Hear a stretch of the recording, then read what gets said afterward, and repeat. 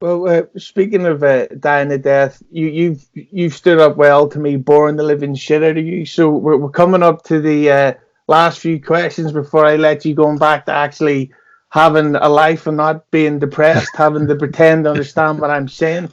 But a film you made, Knowing, which I fucking love, by the way.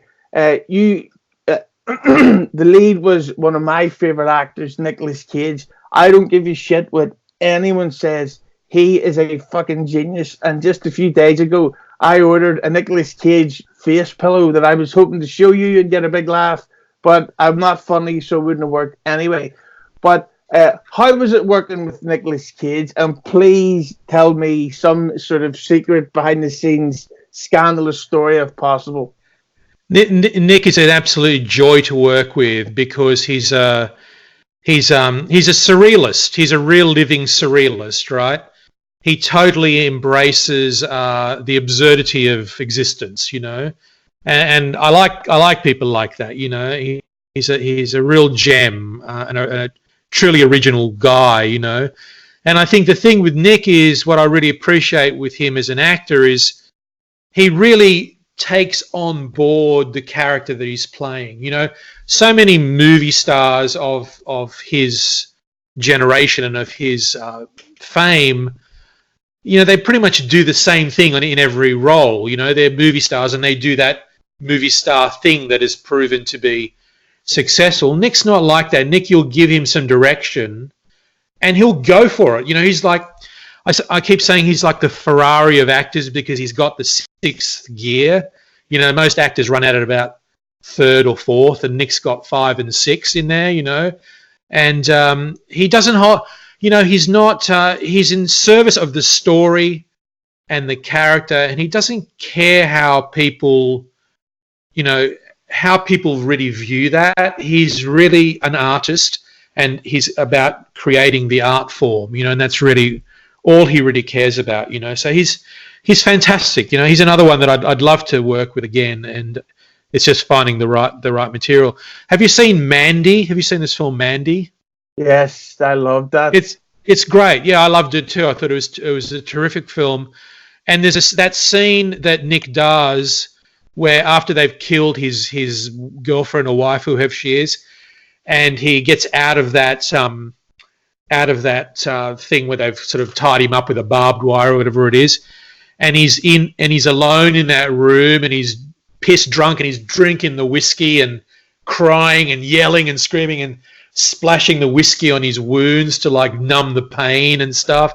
And it's like he sustains this scene of just with nothing. There's no dialogue, there's no purpose, there's no narrative purpose to the scene, but he sustains this with pure acting, pure Nick, and it's just a great scene. It's thoroughly entertaining, and it's kind of like it's funny, but you don't want to laugh at it because it's horrible what he's gone through, and it's like he just goes through this sort of gamut of emotions, and that to me that particular scene sums him up really as for me as an actor. He never really had an opportunity to go that far over the top and crazy with my movie, but that to me is like pure sixth gear Ferrari Nic Cage, So he's great, and he'll in terms of it, something like an incident or a story that happened. I mean, there were a lot of them on Knowing, because again he would make me laugh too, but in a very restrained and surreal way,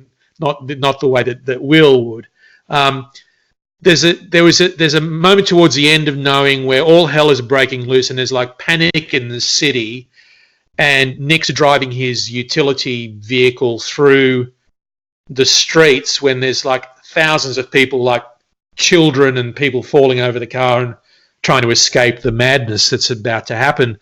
And so Nick's like trying to gently nudge through the traffic to get, I forget where he's going. He's going back to his dad's house or something, And so, we do take after take, and because it's such a big scene, I'm like way back on wide shots with cameras, and I'm a long way from where Nick is. And so Nick drives the vehicle forward, we cut, and then a stuntman or stunt driver jumps in and drives it back to position 1 to get it going again, and Nick gets back into the car, And while we're resetting, usually an actor would like walk off the set and go to his trailer or whatever while we're resetting all the madness and the smoke and the flames or whatever we were doing. Nick just sits in the car and he's just sitting there like staring ahead, like in a bit of a daze, and he looked like, like there was something wrong. And I went up to him and I said, "Nick, are you okay? Is there, what's wrong? Are you all right?" I said, "What's wrong?" And he goes, "Everything." Anyway, it was funny at the time. Maybe it's not so funny. It might not be so funny on a podcast either. But literally, what he meant is that like the whole world is falling apart around him, and he was very much in the moment of that scene. And I took that to be Nick being troubled, but it was actually the character being troubled. So stupid me. I didn't understand. But yeah, he's as I say, he's a complete surrealist, but a very very serious actor. Like he takes the art very seriously, and that's what's great about working with someone like that. So I'm Nic Cage fan club member number 1.